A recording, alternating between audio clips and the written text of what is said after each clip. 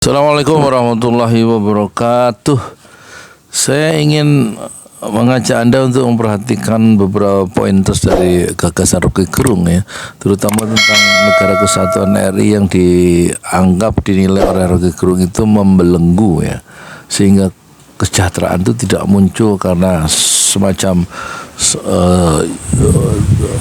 semangat uniformitas atau penyeragaman yang berlebihan, mungkin begitu maksudnya ya. Dan dia mengajukan gagasan negara federal atau semacam persemakmuran sehingga Jawa bisa otonom memerintah kesejahteraan sendiri dan lain-lain, termasuk Aceh. Dalam konteks Aceh tentu dan juga negara bagian-bagian lain di Indonesia yang sangat majemuk itu memungkinkan ya satu pendekatan yang lebih mendekati keadilan kesejahteraan kalau dikelola dengan cara yang lebih federalistik begitu, kira-kira begitu ya. Mungkin begitu maksud Rocky Gerung, tapi pikiran-pikiran Rocky Gerung ini sangat menarik bahwa perlu imajinasi yang agak liar sedikit untuk bagaimana Indonesia menuju keadilan dan kesejahteraan dengan membongkar atau mempersoalkan gagasan negara kesatuan yang ternyata selama Indonesia merdeka tidak membawa Indonesia kemana-mana kecuali ke dalam kemiskinan dan juga perang saudara. Selamat menyimak ya.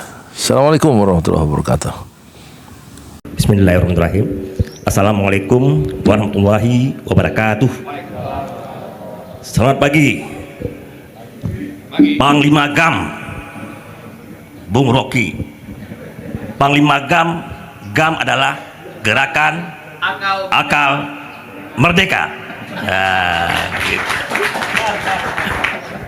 Jadi Aceh Indonesia ini memang memerlukan panglima karena kedunguan begitu banyak. Ayo kita memerangi kedunguan. Untuk memerangi kedunguan diperlukan seorang panglima. Dan hari ini kita sudah melihat Bung Rocky sudah di depan, layak diangkat menjadi panglima memerangi kedunguan di Indonesia ini. Oke, baik Bang Mam, saya nggak bertanya karena Bung Rocky bukan seorang pejabat negara. Kalau bertanya pasti nanti dia akan jabarkan solusi. Bung Rocky bukan seorang yang menjabarkan solusi. Bung Rocky seorang kritikus. Kenapa dia menjadi kritikus? Karena dia adalah pemikir kritis. Kita butuh orang-orang yang berpikir kritis sehingga kritik itu muncul. Kritik itulah yang akan jadi bahan masukan pemerintah untuk digodok di pikirannya. Dan Bung Rocky sudah berusaha untuk memberi masukan. Oleh karena itu seharusnya pemerintah membayar mahal kepada Bung Rocky. Karena dengan demikian pemerintah bisa menjadi bahan masukan untuk bisa lebih baik lagi ke depan. Kenapa negara Indonesia begini rupa? Kita tahu peradaban kita sudah begini rupa, susah mencari manusia-manusia yang katakan tinggi etikabilitasnya, tinggi moralitasnya. Itu rendah, enggak, susah mencarinya. Kalau elektabilitas itu mudah diatur, kapabilitas itu bisa dibentuk, tapi etikabilitas, moralitas itu sukar diatur dan tidak bisa diciptakan begitu rupa. Yang bisa membentuk itu adalah pendidikan. Ada apa dengan pendidikan kita sehingga kita sukar mendapatkan manusia-manusia hebat untuk yang memiliki etikabilitas itu? Oleh karena itu saya nggak bertanya kepada Bung Rocky, tapi saya ingin mengkritik Bung Rocky, mengkritik sistem pendidikan kita. Kita melihat bahwa hari-hari ini banyak sekali demo. Yang di demo hari ini bukan lagi pemerintah, rektornya. Kenapa? Karena UKT yang tinggi, uang kuliah tunggal, SPP dulu dipanggil, semakin besar, sehingga mereka sudah tidak sanggup lagi membayarnya. Kemudian juga kita lihat lagi bahwa terjadinya disparitas yang tinggi antara pendidikan Jawa dengan luar Jawa. Ini hal-hal yang fakta-fakta yang kita katakan, dan mungkin ini perlu kritik gitu kepada menteri terutama pendidikan. Dan saya sangat menjarang Bung Rocky mendengar Anda itu mengkritik sistem pendidikan Indonesia. Hampir tidak ada, mungkin ada, tapi hampir tidak ada.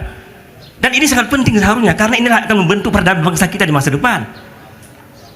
Jadi oleh karena itu, kalau kita melihat hari-hari ini bahwa ada demo, ada segala macam, bahkan ada ribuan mahasiswa yang di-IO-kan oleh kampusnya, hanya gara-gara nggak sanggup bayar SPP, dia mundur teratur.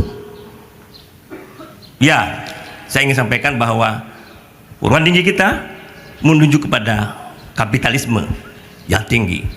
Dan inilah makanya hari ini saya ingin mendengar dari Bung Rocky, apa kritik Anda terhadap sistem pendidikan kita di negara kita hari-hari ini agar menjadi bahan. Nah, ini mesti dibayar Mas Rocky ini, agar jadi bahan kepada pemerintah untuk dicermati, dibahan, didiskusikan, sehingga Menteri Pendidikan Indonesia memiliki solusi. Bung Rocky nggak baru memberikan solusi, karena biarlah mereka berpikir, karena mereka digaji untuk menemukan solusi yang tepat untuk negeri ini. Demikian Bang Umam, terima kasih. Wassalamualaikum warahmatullahi wabarakatuh. Oke, soal pendidikan ya, saya coba tanggapi itu. Setiap kurikulum di belakangnya ada perjanjian sosial. Kita mau didik orang itu demi apa dan karena apa itu? Demi apa dan karena apa? Alasan pembenarnya apa? Alasan penghasutnya apa itu? Kita mau hasut mahasiswa kita, menghasut anak SD dengan filosofi apa? Hanya ada dua model pendidikan di dunia sebetulnya. Yang pertama yang berbasis pada cara Prancis menginspirasikan anak-anak itu dengan filosofi itu. Di Prancis, anak SD kelas 6 udah belajar filsafat, critical mode of thinking di situ. Di Prancis, ide pendidikan itu demi solidaritas. Jadi kata solidaritas itu melekat pada dosen, pada guru TK, pada anak-anak. Intinya ada kesetaraan manusia. Kenapa?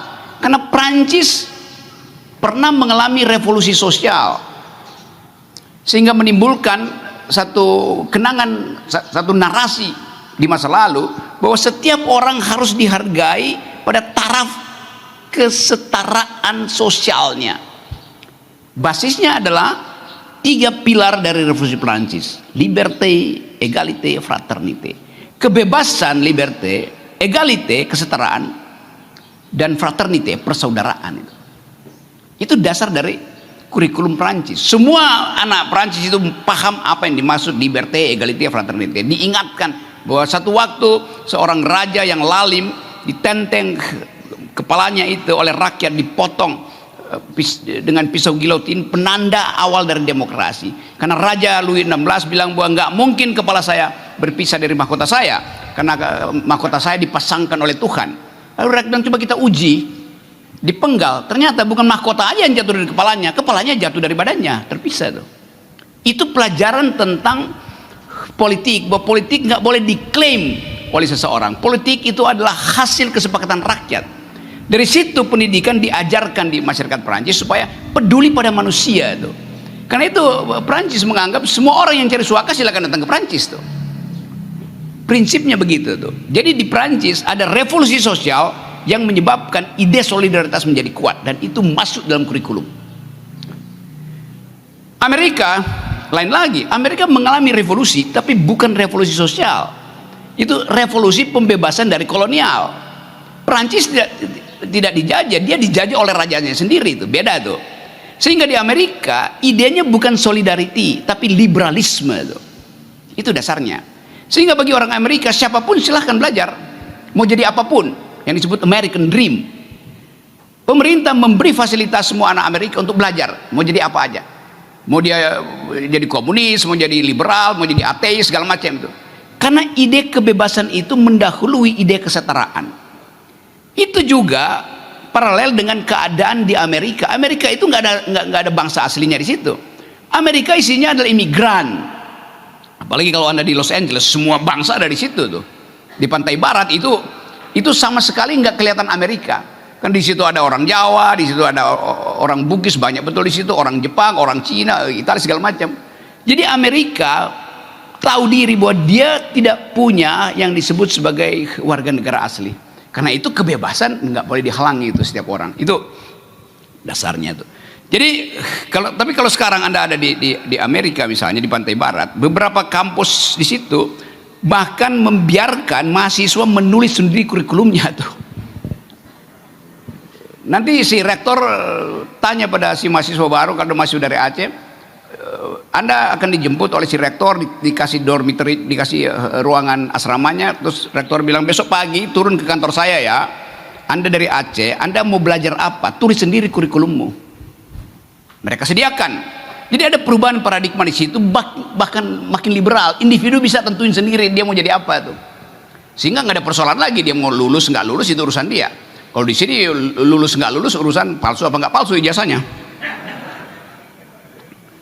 Jadi ijazah di Indonesia jadi standar kurikulum. Yang penting saya harus lulus, entah nyogok, entah palsuin tanda tangan segala macam tuh. Nggak ada semacam kontrol kualitas. Itu yang terjadi. Walaupun menteri mengatakan ini kampus merdeka, iya, tapi rektornya nggak merdeka. Sehingga nggak ada pembicaraan yang merdeka. Berkali-kali saya dihalangi masuk kampus. Di mana kampus merdekanya coba? Jadi itu pertanda bahwa kita nggak punya paradigma tentang pendidikan. Itu basisnya itu. Ada yang disebut Tuturi Handayani, Ing Ngarso bangun apa namanya? Ing Madia bangun Karso, bagaimana itu prinsipnya? Ing Ngarso Sung Tolodo memberi teladan, Ing Madia bangun Karso memberi kekuatan, mendorong, memberi harapan, Tuturi Handayani mendorong itu. Di kita bisa terbalik-balik. Ing Ngarso bangun pencitraan, Ing Madia bangun kekuasaan, Tutwurni handa korupsi. Karena korupsi bidang pendidikan juga masih tinggi. Kenapa? Bukan sekedar korupsi anggaran, tapi korupsi di bidang jual beli ijazah tuh. Itu yang menyebabkan teman-teman kita, profesor-profesor atau dosen-dosen di UGM kemarin, 1000 dosen tanda tangan petisi, stop pemberian gelar. Yes, kan banyak pejabat beli gelar. Buat apa panjang-panjangin gelar kalau otaknya pendek? Gak ada gunanya. Jadi itu kritik yang bagus dari Profesor Jasman yang memungkinkan kita mengingat kembali bahwa desain pendidikan kita buruk. Itu yang menyebabkan skopus kita turun terus, indeks kecerdasan kita turun terus tuh. Jadi sekali lagi, kebebasanlah yang memungkinkan kita bertumbuh. Jangan kendalikan keinginan manusia untuk belajar. Nah, itu berhubungan dengan anggaran. Anggaran yang dimasukkan ke pendidikan di APBN itu sama dengan di Vietnam 20-25%. Vietnam APBN-nya dipakai 20-25% untuk menghasilkan pendidikan. Indonesia juga begitu. Tapi Vietnam jadi nomor 2 terbaik di Asia, Indonesia jadi nomor 4 terbaik di nomor 4 dari bawah. Jadi ada problem. Kemana uang itu sehingga tidak menghasilkan kecerdasan? Ya pasti dikorupsi. Dasarnya itu kan. Jadi sekali lagi itu bagus kritiknya, dan saya enak diingatkan sehingga saya akhirnya ucapkan juga kritik saya bidang pendidikan. Jadi bukan saya nggak pernah bicara, karena saya nggak pernah ditanya. Makasih.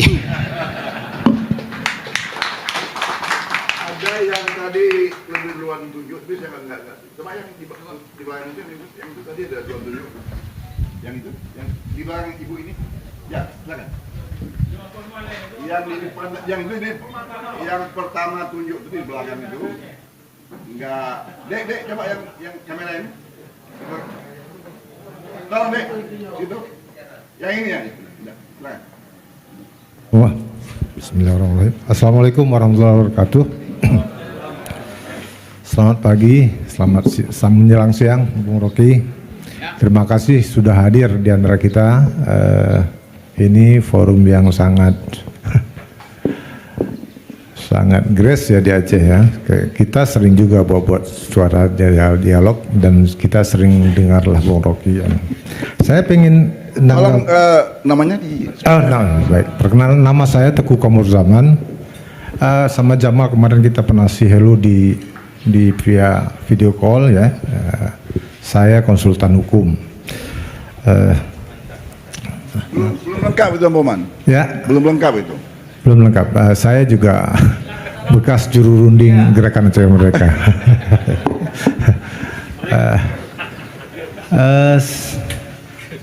Saya ingin menanggapi sebenarnya, kalau bertanya saya kira nggak bertanya lah. Saya nanggapin soal NKRI harga mati. Ya. Saya ingat kita ini bangsa nggak jujur dengan sejarah kita. Kita selalu peringati 17 Agustus 1945 sebagai hari kemerdekaan, hari proklamasi. Padahal merdeka kita itu 27 Desember 1949. Karena apa? Saya pernah dalam sebuah perjalanan ke Bali, ditanya oleh staf saya di perempuan, "Pak, kenapa Pak ya? Ngurah Rai itu masih ditembak matinya itu tahun 47 gitu. Seharusnya kan 45 udah merdeka, kita kan ngopi-ngopi, senang-senang Pak." Saya bilang proklamasinya 17 Agustus 45, tapi kemerdekaan kita itu diakui oleh internasional PBB itu pada 27 Desember 1949, dan namun itu tidak ada dalam sejarah peranan hidup bangsa ini, itu sudah tidak ada lagi, hampir tidak ada lagi. Mungkin di antara kita di sini hanya beberapa yang tahu itu. Nah, ini sebuah soal, Bung Rocky, dan hasil Undang-Undang 45 sendiri itu berhasilnya pada 18 Agustus. Saat proklamasi kita belum punya Undang-Undang Dasar. Dan itu dilaksanakan di Rumah Maida. Pandangan saya, Undang-Undang 45 itu, kecuali pembukaannya, yang mungkin memang karya asli bangsa Indonesia, pendiri-pendiri, founding father. Tetapi isinya, pandangan saya itu isinya fasis. Karena ketika itu Laksamana Maeda dibantu oleh 2 orang staf politiknya yang membantu mendrafting Undang-Undang 45 itu. Sehingga seperti Bang Rocky tadi sampaikan, NKRI harga mati itu menjadi mengurung kita bangsa Indonesia ini untuk keluar daripada gagasan-gagasan baru tentang kebangsaan Indonesia. Saya kira itu saja statement saya, Bung Rocky. Terima kasih atas kesempatannya, Prof. Umam. Assalamualaikum warahmatullahi wabarakatuh. Oke, Komandan. Memang itu yang membuat kita tidak nyaman karena klaim historis macam-macam. Bahkan gak ada istilah NKRI, yang ada Negara Republik Indonesia, NRI, bukan NKRI. Jadi kesatuan itu kan bagian yang buruk sebetulnya, karena kita dipaksa untuk tidak boleh berbeda. Kalau mau lebih masuk akal, Negara Persatuan Republik Indonesia, bukan negara kesatuan. Kan itu dasarnya kan.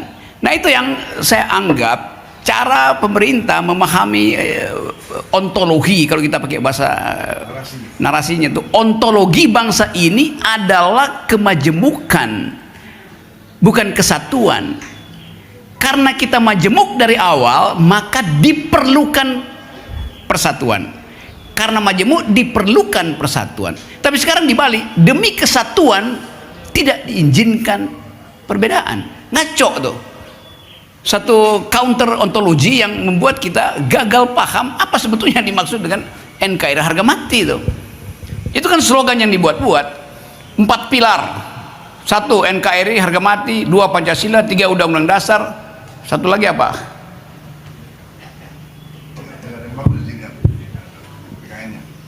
Padahal semua itu udah ada di konstitusi. Sebut aja negara konstitusional. Pancasila ada di konstitusi, ide persatuan ada di konstitusi. Jadi ngapain tambah-tambah? Itu cuma karena mau nambah anggaran di MPR supaya ada sosialisasi 4 pilar itu. Kan itu jadinya kan. Padahal adanya 4 pilar tidak diisi dengan narasi, itu bahayanya. Jadi orang nggak tahu pilarnya apa. Kita perlu narasi tentang keindonesiaan yang bisa ditumbuhkan sebagai harapan, dan dia gak mesti dihentikan. Narasi itu bekerja ongoing, in the making, bukan narasi yang sudah dipastikan ada, tetap. Menghapus narasi menimbulkan imajinasi, menghentikan imajinasi menghiburkan fantasi, terus menerus. Karena kita manusia, kita orang, bukan barang. Kalau barang dia berhenti sebagai das Ding an sich, kata orang Jerman itu. Benda yang bisa kita objektifikasi, tapi percakapan demokrasi dia harus tumbuh. Nah, itu yang kita inginkan, supaya percakapan ini muncul, ada debat di antara kandidat tentang ide keindonesiaan, termasuk potensi Indonesia untuk mengubah sistem pemerintahannya dari sentralistik pergi pada desentralisasi sempurna, yaitu sistem federal. Kalau saya ajukan sistem federal, orang akan ngomong, Anda mau bikin negara-negara bagian. Saya bilang iya. Berarti Anda mau makar. Makar itu kalau saya angkat senjata di depan istana itu makar. Saya cuma angkat pikiran, angkat gagasan, di mana makarnya? Jadi banyak kecurigaan timbul karena tidak membaca sejarah. Banyak kecurigaan timbul karena tidak mampu untuk memproyeksikan pertarungan gagasan di masa depan. Nah, bagi milenials kita ingin agar supaya baca banyak, pelajari sejarah Aceh, dan Aceh ini udah jadi kota metropolitan sejak mungkin tahun 500 karena udah terhubung dengan perdagangan dunia. Dokumen-dokumen Aceh di Cina itu lengkap bahwa ada pertukaran diplomasi dengan Eropa terjadi. Jadi kalau kita sebut Aceh, kita ingat bahwa Aceh bukan apa yang hari ini kita alami, tapi Aceh di masa lalu yang bahkan lebih luas perspektif gagasannya daripada Aceh hari ini. Istilah bagus dari Prof. Humam tadi di mobil, ini udah jadi city state. Artinya dia udah metropolis, di dalamnya ada kemajemukan.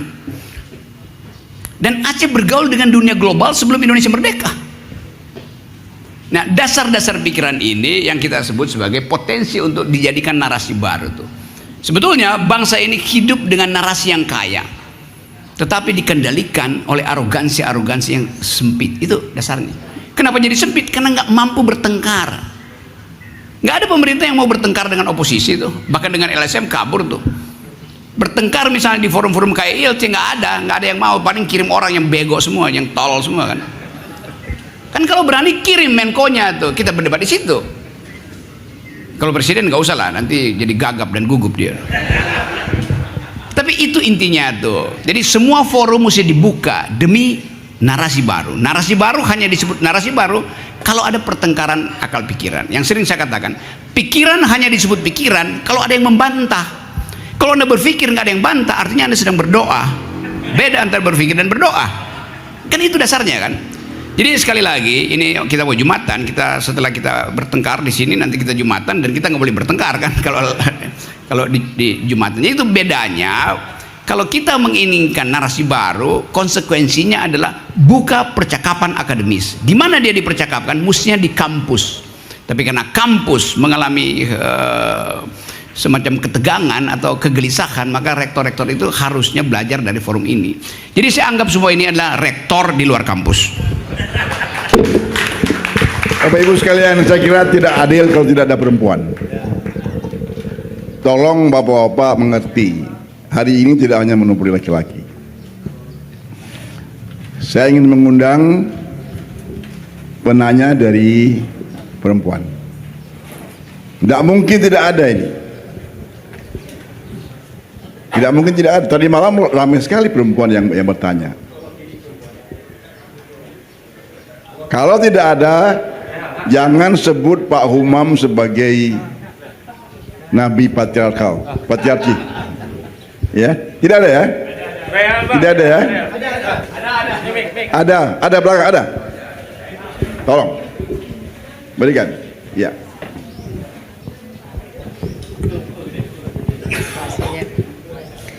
Assalamualaikum warahmatullahi wabarakatuh.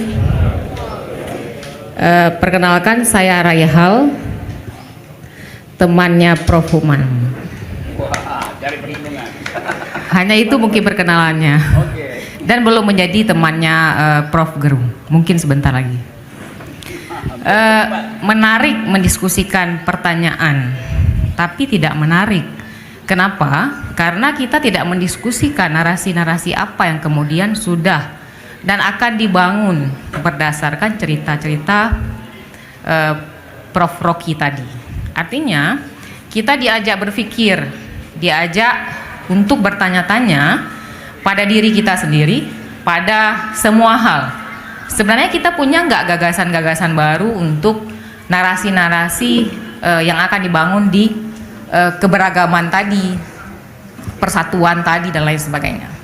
Berbicara narasi Aceh misalnya, itu jauh hari Aceh sudah memikirkan tentang bagaimana Indonesia itu akan berwujud. Apa itu Indonesia? Misalnya almarhum Hasan Tiro pernah menyebutkan apa itu demokrasi untuk Indonesia. Tapi kemudian gagasan itu ditolak. Kenapa? Itu menurut saya adalah gagasan-gagasan yang kemudian dimatikan sehingga muncul 1976 misalnya. Tapi jauh sebelum itu almarhum Hasan Tiro sudah menggagas apa itu demokrasi untuk Indonesia sebelum 76. Nah, hari ini kalau kita diajak kembali untuk menceritakan apa narasi-narasi yang akan kita bangun misalnya dari Aceh untuk Indonesia, satu sisi kita agak pesimis, tapi seharusnya kita optimis memang. Tapi kehadiran saya hari ini di sini adalah untuk mendiskusikan, mungkin bisa dimulai dari Prof. Rocky sendiri. Apa gagasannya sebenarnya yang ingin ditanyakan untuk kita semua? Aceh itu, Indonesia itu, narasi baru itu apa? Dulu teman-teman di masyarakat sipil, misalnya di sini ada Bang Iqbal juga, pernah menuliskan satu bentuk gagasan yang namanya Aceh Baru. Itu gagasan yang luar biasa menurut saya. Dan hari ini juga ide itu hilang, menguap gitu. Nah, jadi ide-ide dan gagasan ini, pertanyaan saya kepada kita semua sebenarnya, itu akan bermuara ke narasi baru apa yang disebutkan oleh Prof. Rocky sendiri gitu. Jadi kita nggak hanya bermimpi, tapi kita kemudian punya catatan dan langkah konkret seperti apa mimpi ini kita akan bangun dari titik di sini misalnya. Berhubung kita berada di bawah Rumah Aceh kan. Nah, itu gagasan itu bukan soal kesatuan saya ingin menyebutkan. Saya sepakat tadi soal persatuan, tapi kemudian kemajemukan itu harus menjadi catatan penting. Sehingga narasi-narasi yang dibangun kemudian adalah narasi-narasi yang kaya, yang tidak mengkotakkan kita pada ide kita harus misalnya seragamnya harus merah dan putih, seragamnya harus hitam dan biru misalnya, harus kuning dan orange. Nah, seperti itu saya pikir. Terima kasih kesempatannya, Prof. Assalamualaikum warahmatullahi wabarakatuh. Salam, terima kasih Rehal. Saya kira ini very good question, Bung Rocky. Saya hanya ingin mengetouch sedikit melampir ke pertanyaan ajakan dari Rehal. Saya kira Bung Rocky juga bisa membantu kami untuk memberitahu kami apa semangat zaman sekarang. Zeitgeist yang diperkenalkan oleh Hegel. Orang Aceh itu yang tahu Hegel itu dialektika gitu. Orang Aceh banyak yang nggak tahu Zeitgeist itu dari Hegel 250 tahun yang lalu. Jadi tolong dilampirkan ke pertanyaan Rehal. Apa semangat zaman yang hari ini sedang bergelantungan, ya, yang mesti diambil dan dijadikan narasi? Oke, berat ya. Ini saya kasih kuliah beginian 3 semester tuh soal naratif, history, and politics of hope, itu temanya di situ. Tapi tadi disebut Hegel. Sebetulnya bangsa ini terhubung juga dengan Hegel karena salah satu cucu Hegel pernah jadi tentara NATO dan bekerja di Indonesia itu. Ada catatannya itu. Tapi kita tentu nggak ingin lihat itu. Saya ajukan tadi 2 hal, yaitu meriset potensi Indonesia untuk diatur ulang berdasarkan prinsip kemajemukan in optima forma. Majemuk secara radikal itu punya konsekuensi bahwa negara kesatuan ini terlalu membebani kemajemukan itu. Maka saya usulkan, coba pikirkan semacam negara persemakmuran yang isinya adalah kondisi-kondisi lokal. Aceh jadi negara bagian, Jawa Barat jadi negara bagian, Maluku jadi negara bagian, lalu kita himpun itu sebagai persahabatan Indonesia. Mungkin itu lebih akrab. Jadi bayangkan itu, saya usulkan itu sebagai proposal narasi alternatif itu. Yang kedua, narasi tentang apa yang akan memayungi Indonesia masa depan tuh. Hukum pidana, mungkin masa depan pidananya berkurang karena semua potensi pidana bisa dikontrol lewat CCTV itu. Korupsi juga bisa dikontrol lewat e-katalog. Jadi kalau kriminal korupsi berhenti, mulai berkurang, kita mau cari cara apa yang memungkinkan Indonesia dihidupkan melalui harapan itu. Saya membayangkan di belakang kita ada kantor lingkungan hidup yang hanya dijadikan alasan untuk memberas negara-negara barat supaya kirim dana karbon ke kita tuh. Padahal kita produksi terus karbon. Semua industri kita itu, Indonesia dinyatakan sebagai negara mungkin keberapa penghasil emisi itu. Dan Sri Mulyani di sidang Glasgow terakhir, Conference on Co-op 22 yang lalu, mengatakan jangan negara barat mengajari kita tentang kesehatan lingkungan, karena kita lagi bertumbuh, kita perlu mengekstrasi lingkungan kita. Dengan kata lain, jangan negara barat halangi kita merusak lingkungan. Itu konsekuensi dari keterangan Sri Mulyani. Jadi narasi lingkungan gak masuk di Indonesia. Padahal misalnya 2 minggu lalu di Davos, tempat di mana para kapitalis memastikan arah baru dunia, diputuskan di situ bahwa lingkungan hidup menjadi parameter utama kebijakan politik di semua negara. Dan itu dihitung. Apa yang mesti dilakukan? Lakukan yang mereka proposalkan adalah asuh masyarakat sipil itu di tingkat lokal, bukan di tingkat provinsi, bukan di tingkat negara, di tingkat lokal, bahkan di desa tuh. Jadi mereka yang ingin cari sumbangan asing nanti itu harus bikin kesepakatan dengan pemerintah bahwa yang kita lakukan di lokal itu comply fit and proper dengan proposal dunia. Kan orang bertanya, do you speak environmental ethics, do you speak gender equality? Semua itu narasi baru. Tapi pemerintah do not speak environmental ethics, seorang menteri doesn't speak gender equality. Semua itu yang memungkinkan kita batal tumbuh sebagai negara tuh. Jadi dasar-dasar itu yang saya ajukan sebagai proposal, silakan diuji itu. Nah, mampu nggak kita bicara tentang tadi narasi baru Indonesia yang ditumbuhkan dalam kebersamaan persemakmuran, bukan lagi negara yang dasarnya NKRI harga mati itu. Secara antropologi Papua memang berbeda dengan Jawa Barat. Jawa Barat berbeda dengan Sumatera Utara. Jadi kenapa mesti disatukan sesuatu yang dasarnya perbedaan? Justru dalam perbedaan dimungkinkan percakapan. Undang-undang desa kita dari Sabang sampai Merauke sama seragam. Itu artinya ada birokratisasi itu. Dan itu yang kita sebut sebagai upaya negara untuk mengendalikan kemajemukan rakyat. Jadi sekali lagi saya kirimkan itu sebagai proposal. 2 hal yang kita ajukan sebagai proposal. Bisa nggak seluruh undang-undang yang dibuat kita batalkan dan kita katakan omnibus law harus dipayungi oleh hukum lingkungan, karena itu ide baru dunia itu. Semua hukum yang anti hukum lingkungan dibatalkan. Mau nggak kita jadikan itu narasi? Mau nggak kita jadikan narasi persemakmuran itu adalah potensi bagi Indonesia? Itu 2 hal. Tetapi ini memerlukan aktivitas luar negara. Ada dorongan dari luar, ada energi dari luar. Ini bagian dari upaya kita untuk minta negosiasi dengan negara. Masyarakat sipil punya hak untuk menentukan Indonesia, bukan sekedar negara tuh. Nah, ini adalah beban berat. Dan kata seorang feminis Amerika namanya Audre Lorde, the master's tool cannot dismantle the master's house. Peralatan raja tidak mungkin dipakai untuk membongkar istana raja. Perlu peralatan lokal, seperti ucapan tadi dari Lear tadi. Nah, itu yang kita inginkan.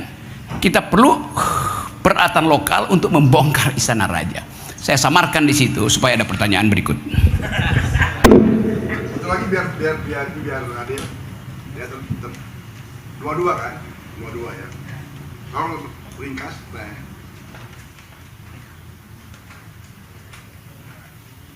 Rupanya perempuan mesti dipancing dulu ini. Coba deh, mau hujan nih.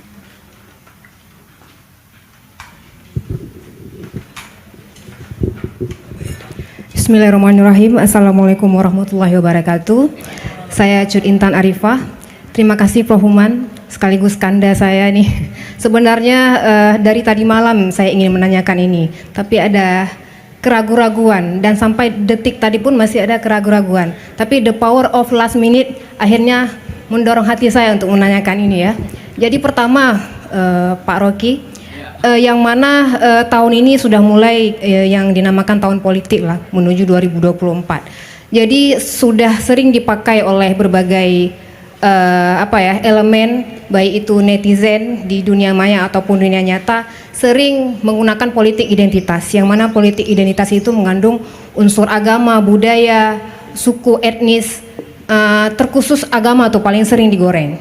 Nah, yang ingin saya tanyakan, dari beberapa calon presiden yang dari berbagai koalisi ataupun ada yang belum membentuk koalisi, mana dari calon itu yang bisa mengcover politik identitas ini, yang memiliki sifat ataupun bisa menghandle orang-orang yang memakai politik identitas ini. Artinya calon mana yang memiliki adab, moralitas, etikabilitas yang baik, yang dapat mengcover semua etnis, agama, suku budaya yang ada di Indonesia ini. Yang mana seperti Pak Rocky katakan tadi, kita ini bangsa yang penuh dengan kemajemukan. Nah, itu saja. Terima kasih. Assalamualaikum warahmatullahi wabarakatuh. Ini soal yang nggak ada asal usulnya, yang tiba-tiba masuk jadi pertengkaran politik. Apa itu politik identitas? Kalau saya pakai istilah resminya, identitas itu di dalam bahasa Latin artinya dia yang sudah meninggal. Itu identitas. Identitas baru sempurna ketika seseorang tidak lagi hidup, karena hanya mayat yang bisa diidentifikasi. Kalau kita masih hidup, nggak mungkin kita bisa diidentifikasi. Asumsi kita tentang pemerintah berubah setiap saat. Anda mungkin lagi bersama dengan pacar Anda, tiba-tiba ada yang lebih wangi lewat. Identitas pacar Anda hilang, identitas dia muncul. Jadi nggak mungkin identitas itu jadi final ketika manusia masih hidup. Ada orang pindah warga negara, ada orang pindah agama, ada orang pindah partai politik. Identitasnya selalu in the making, oscillating bahkan itu. Jadi kalau dikatakan politik identitas, artinya politik orang meninggal, politik tentang mayat. Bahasa begitu. Kalau kita mau bongkar narasi dari teori, tadi saya terangkan kenapa bukan itu yang dimaksud hari-hari ini. Sama seperti orang bertanya pada saya, setiap kali saya kasih kuliah umum, panitia bilang, kami minta biodata Pak Rocky. Saya bilang, yang lengkap apa nggak lengkap? Yang lengkap. Saya bilang, saya belum mati, ngapain nanya yang lengkap itu? Biodata saya jadi lengkap ketika saya meninggal. Kan itu dasarnya kan? Jadi ini basa-basi supaya diperlihatkan nih pernah ngajar di sini, pernah enggak. Manusia itu dihitung berdasarkan apa yang diucapkan real time lalu dibantah real time oleh orang. Kan itu kan. Kalau enggak, waktu ada penundaan dia bisa evaluasi lagi itu. Dia bohongi lagi, dia susun lagi narasinya itu. Jadi sekali lagi itu pertanyaan betul bahwa ada kecemasan wacana politik identitas hanya diajukan untuk menghalangi Muslim politics rise up. Itu aja. Cuman itu yang dimaksudkan. Jadi kalau kita ngoceh-ngoceh segala macam, juga tadi malam saya terangkan, yang benar adalah politics of recognition, bukan politics of bukan antara sosialisme dan Islamisme. Itu peran historis. Jadi jangan dipalsukan. Yang suka malsuin ini kan negara tuh. Berbahaya kalau Islam jadi mayoritas. Padahal banyak juga mayoritas yang minoritas mentalitasnya. Itu dasarnya tuh. Jadi bagi saya nggak ada soal mau politik identitas, mau identitas politik, tapi yang penting dia direcognize oleh voters. Itu dasarnya tuh. Ya bersaing aja, nggak ada soal kan. Apakah partai-partai Muslim ini akan menegakkan syariah Islam? Uji di dalam programnya, bukan dari awal mengatakan ini bakal jadi syariah. Kita bisa uji misalnya di Aceh. Ini negara dari awal menginginkan orang Aceh membentuk kanon, atau negara ingin menyogok dengan kanon pada orang Aceh. Kan itu yang nggak jujur tuh. Sekarang isu itu ditutupi bahwa seolah-olah bahaya kalau saya datang di Aceh, saya akan provokasi soal-soal yang berbau politik identitas. Padahal di sini kita lihat ada percakapan. Percakapan itu tidak mungkin dibatalkan karena nasib manusia adalah bicara. Jadi betul kehidupan kita hari ini kita ingin promosikan supaya dibuka pembicaraan publik, jangan kasak kusuk. Kita ingin semua calon presiden bicara tegas tentang IKN, tentang lingkungan, tentang gender equality, supaya kita nggak memilih kucing dalam karung. Padahal sebetulnya nggak ada soal juga. Semua kucing dalam karung kan kelihatan karena karungnya bolong. Gitu ya teman-teman.